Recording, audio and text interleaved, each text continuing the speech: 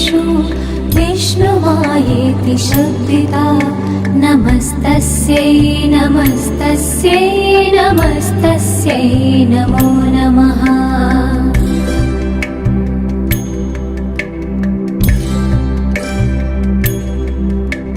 या देवी सर्वभूतेषु चिन्तनेत्यभिधीयते नमस्तस्यै नमस्तस्यै नमस्तस्यै नमो नमः।